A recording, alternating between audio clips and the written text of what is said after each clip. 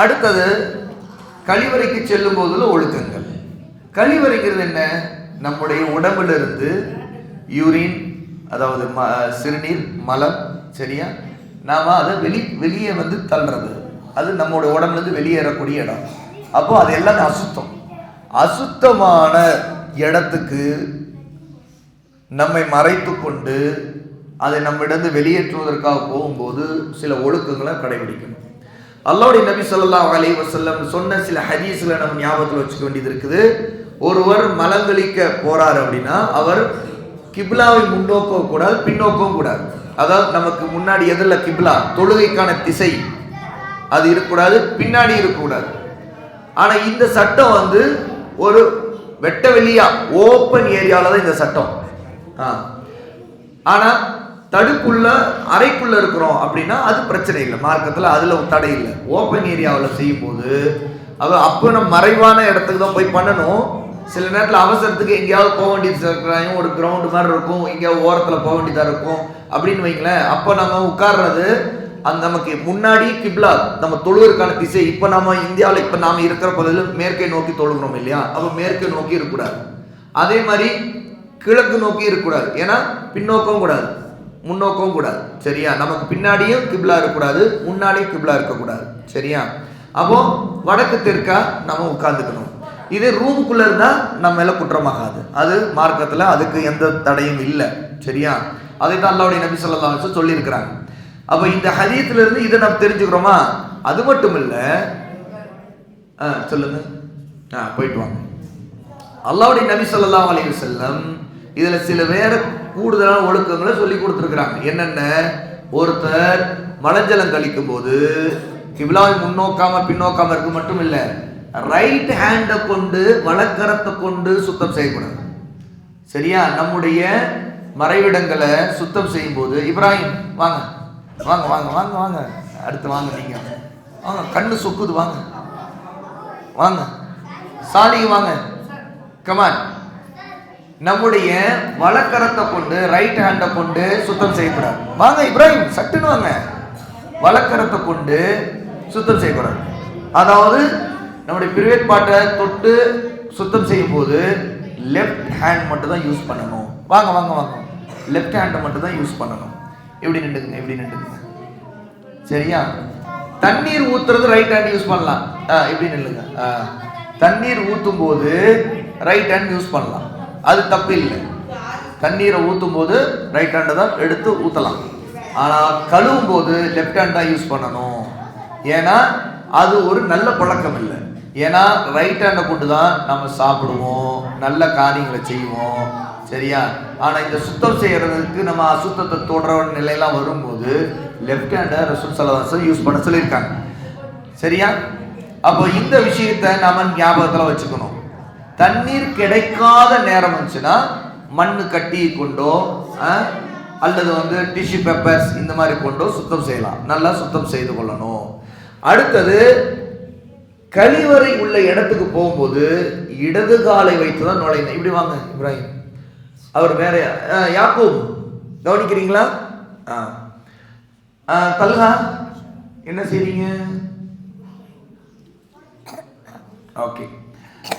கழிவறைக்குள்ள நுழையும் போது எந்த காலை வைக்கணும் இப்ராஹிம்? எப்பவுமே ரைட் சைட்ல இருந்தா ஆரம்பிக்கணும். முதல்ல ரைட் சைடு, ரைட் லெக், அப்படிதானே? கழிவறைக்குள் நுழையும் போது வலது காலம் இடது காலம் நுழையும் போது, கழிவறைக்குள் நுழையும் போது, டாய்லெட் ஏரியாக்குள் நுழையும் போது ரைட் லெக்கை வைக்கணுமா, வச்சு உள்ள போகணுமா, இல்லை லெஃப்ட் லெக் வச்சு? ராங், லெஃப்ட் வச்சு போகணும். கன்ஃபியூஸ் ஆயிட்டீங்க. உங்களுக்கு தெரியுமே, தெரிஞ்சுக்கிட்டு கன்ஃபியூஸ் ஆயிட்டீங்க. தெரியும் தானே அது ஏற்கனவே? நான் எனக்கு தெரியும், இப்ராஹிமுக்கு தெரியும் சொல்லிட்டு. சரியா? நீங்க கவனிங்க. சரி, போய் உட்காருங்க, போங்க. ரைட் லெக்கை வச்சு தான் போகணும், அப்படிதானே? கரெக்டா? லெஃப்ட். எங்க போறீங்க? இங்க வாங்க, முகத்தை கழுவிட்டு வரைக்கும் போங்க. அதுக்கடுத்து நுழையறதுக்கு முன்னாடியே இந்த துஆ ஓதணும். எந்த துவா? அல்லாஹும்ம இன்னி அஊது பிக மினல் குபுஸி வல் கபாயிஸ். சரியா? அல்லாஹ், யா அல்லாஹ், கெட்ட ஆண் பெண் ஷைத்தான்களை விட்டு உன்னிடம் பாதுகாப்பு தேடுகிறேன்.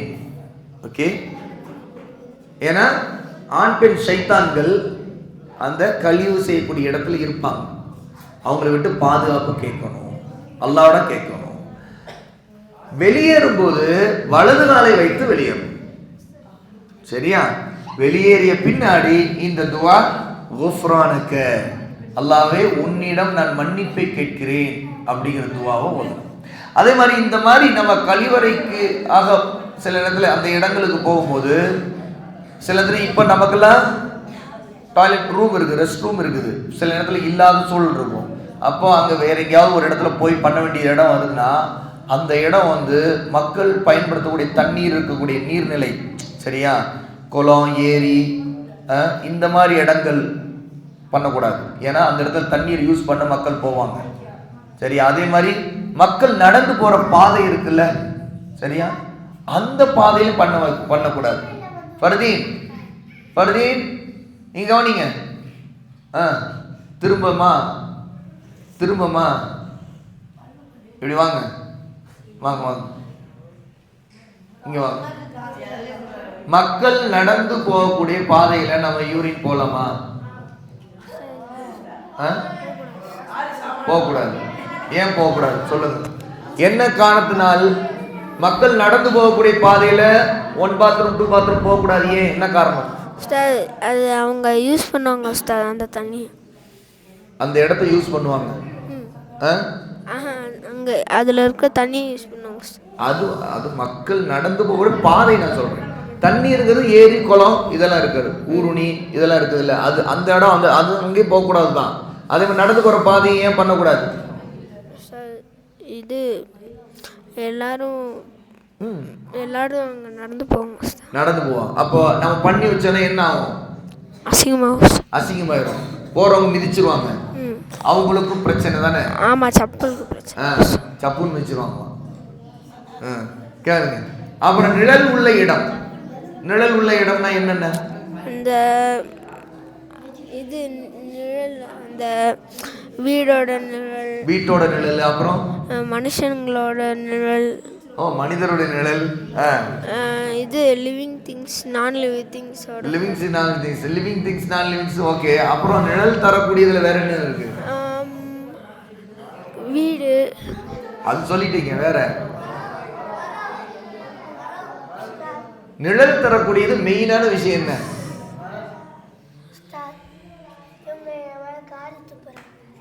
யாருப்பா அது? நான் கேட்கிறேன், இருங்க. அது சொல்லி முடியுங்க. நிழல் தரக்கூடியது எது? இது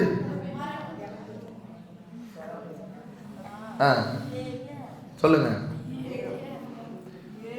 நிழல் தரக்கூடியது எது? என்ன இவ்வளவு யோசிக்கணுமா? குழு கொடுக்கணுமா? இதென்ன விடுகதையா, புதிரா?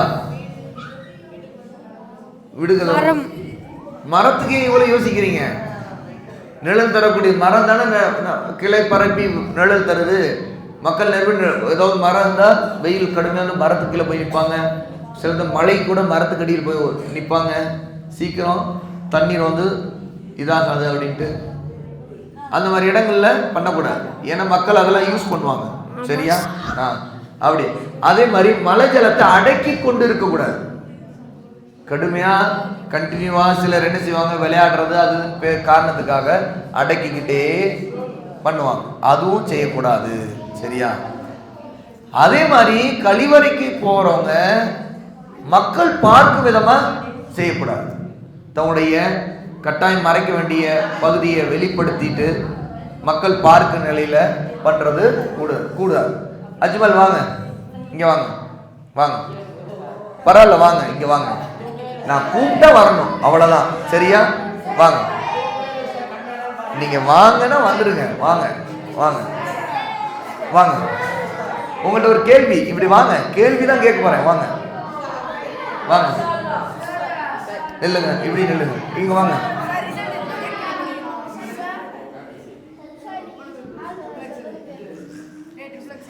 இப்படி வாங்க, இப்படி வாங்க, இப்படி வாங்க, இப்படி வாங்க, இப்படி வாங்க. கவனிங்க. இப்போ உங்களுக்கான கேள்வி என்னன்னு கேட்டா, மக்கள் பார்க்கும் விதத்தில் கழிக்க கூடாது அப்படின்னு நம்ம தெரிஞ்சுக்கிறோம்னா, அப்போ சில நேரத்தில் மக்கள் இருக்கக்கூடிய இடமா இருக்கும். அப்போ அந்த நேரத்தில் நம்ம நமக்கு 1 பாத்ரூம் 2 பாத்ரூம் வரும் அப்படிங்கிற சூழல் வந்துச்சுன்னா நாம் அந்த இடத்தை விட்டு விலகி போயிடணும். இப்போ பலரும் இதில் செய்யக்கூடிய தப்பு என்ன சொல்லுங்க? நின்றுட்டு போகிறது சார், அதே இடத்துல நின்றுட்டு போகிறது, ஓரமாக அதே இடத்துல நின்றுட்டு போகிறது. அப்புறம் ஒழுங்காக கழுகாமல் வருது, ஒழுங்காக கழுவாமல் வர்றது. இது மட்டும் இல்லாமல் அவங்களுடைய ஆடையை கழட்டுற அதே இடத்துல தெரியுற மாதிரி கழட்டுவாங்க. ஆமாம் சார், சரியா? பார்க்குற மாதிரி. இது எல்லாமே தப்பு. நம்மை முழுக்க மறைத்து கொள்ள முயற்சி பண்ணணும். அதுக்கு அந்த மாதிரி இடத்தை தேடி போகணும். முடிஞ்ச வரைக்கும் சில இந்த வெட்ட வழியாக இருந்தோம். ரசூல் ஸல்லல்லாஹு அலைஹி வஸல்லம் ரொம்ப தூரமாக போவாங்க. எவ்வளோ தூரம் நடந்து போக முடியும் அவ்வளோ தூரம் நடந்து போயிடுவாங்க ரசூல் ஸல்லல்லாஹு அலைஹி வஸல்லம். அதுக்கு அடுத்தது போயிட்டு வாங்க. தேங்கி நிற்கும் நீரில் சிறுநீர் கழிக்கூடாது. சில இடங்களில் தண்ணீர் இருக்குது, தேங்கி இருக்கும், அந்த இடத்துல சிறுநீர் கழிக்கூடாது. ஏன்னா அந்த இடத்துல ஏதாவது உயிர் ஜீவராசிகள், ஏதோ ஆடு மாடு ஏதாவது கூட தண்ணீர் குடிக்க வருங்க போங்க, அந்த மாதிரிலாம் இருக்கு, அந்த இடத்துலையும் செய்யக்கூடாது. அதே மாதிரி சிறுநீர் கழிக்கும் போது பிறப்புறுப்பை வலது கையால் தொடக்கூடாது. அது ரசூல் ஸல்லல்லாஹு அலைஹி வஸல்லம் தடுத்திருக்கிறாங்க. அதே மாதிரி முடியாத பட்சத்தில் மட்டும்தான் நின்று கொண்டு பண்ணணும். ரொம்ப முடியல, உடல்நிலை பிரச்சனை, இந்த மாதிரி சில காரணங்கள் இருந்து பண்ணலாம். ஆனால் வழக்கமாகவே அடுத்து பைசல் வாங்க வாங்க வாங்க வாங்க, இல்லை அது பரவாயில்ல, நான் குனிஞ்சிருந்தாலே கூப்பிட்டுருவேன், வாங்க வாங்க. நீங்க எதுவும் யாரும் சொல்லக்கூடாது, வாங்க இருங்க, நில்லுங்க. நின்று ஒன்று சிறுநீர் கழிக்கலாமா? எப்போது கழிக்கிறதுக்கு அனுமதி இருக்கு? பதில் சொல்லுங்க. முடியாத சமயத்தில். முடியாத சமயம்னா என்ன? அவங்களுக்கு உடல்நிலை ஏதாவது சரியில்லாட்டி அது வேற காரணங்கள் நான் ஏற்கனவே உங்களுக்கு விளக்கியிருக்கேன். வேற சில சமயங்களை கூட பண்ணலாம். என்ன? கிப்லாவை முன்னாக்கோ அது இல்லை, தண்ணீர் தேங்கி இருந்த தண்ணீர் இல்லை, நின்று கொண்டு கழிப்பதற்கான குப்பை அசுத்தங்கள் இருந்தா அந்த நிர்பந்தம், நமக்கு ஒரு நிர்பந்தம். சில இடத்துல உட்கார முடியாத இடம் இருக்கும், ரொம்ப உட்கார முடியாது, உட்கார்ந்தா எல்லாம் அந்த இடிக்கும், அந்த மாதிரி ஒரு நெருக்கடி, அங்கே இருக்கிற அசுத்தம் கூட நம்ம மேலே பட்டலாங்கிற ஒரு சோதனை இருக்கும். அப்படிப்பட்ட நெருக்கடி இருந்தாலும் பண்ணலாம். அதாவது ரொம்ப அந்த மாதிரி நெருக்கடி இருந்துச்சுன்னா. சரியா? அப்புறம் அதே மாதிரி நம்ம சுத்தம் பண்றது தண்ணீர் கிடைக்காத நேரத்தில் ரசூலுல்லாஹி காலத்தில் என்ன செய்வாங்க, சிலர் இந்த கெட்டி சாணம் விட்டைகள் இருக்குல்ல, ஆடு மாடுகளுடைய விட்டைகள் காஞ்சு போனது, அதை எடுத்தோ அல்ல எலும்புகள் அதை எடுத்து சுத்தம் செய்வாங்க. ரசூலுல்லாஹி அதை தடுத்தாங்க, அந்த மாதிரி செய்யாதீங்க. விட்டைகளை எடுத்தோ, கழுத விட்டை இதெல்லாம் அந்த காலத்தில் எடுத்து பயன்படுத்தி இருக்கிறாங்க. அது கட்டி கட்டியாக கிடக்கும் சொல்லிட்டு அதை எடுத்து பயன்படுத்துவாங்க துடைக்கிறதுக்கு. மண் கட்டி இந்த மாதிரி கற்கள் அல்லது கல் இந்த மாதிரி கொண்டு தான் பயன்படுத்தும். எலும்பு இதெல்லாம் பயன்படுத்தக்கூடாது. அதே மாதிரி அல்லாஹ்வின் பெயர் உள்ளது ஏதாவது பேப்பர்ஸ் அல்லது சின்ன கிதாபுகள் அல்ல சிலர் ஆயத்த பூசி வச்சிருப்பாங்க, இதெல்லாம் எடுத்துட்டு பாத்ரூம் சைடு கொண்டு போகக்கூடாது. விதிவிலக்கா அது தொலைஞ்சிரும், இவங்க நெருக்கடி, யார்ட்டையும் கொடுத்து போக முடியல, தொலைஞ்சிரும் இப்படின்னு ஒரு பயம் இருந்தாதான் நாம எடுத்துட்டு போகலாம், அது அல்லாஹ் மன்னிச்சிருவான். ஆனா வழக்கமா அந்த மாதிரி அல்லாஹ்வுடைய பெயர் உள்ளது எதையும் எடுத்துட்டு போகக்கூடாது. அதே மாதிரி மிக முக்கியமானது, கழிவறையில பேசக்கூடாது. அது ரொம்ப ஒரு வெறுக்கத்தக்க காரியம்.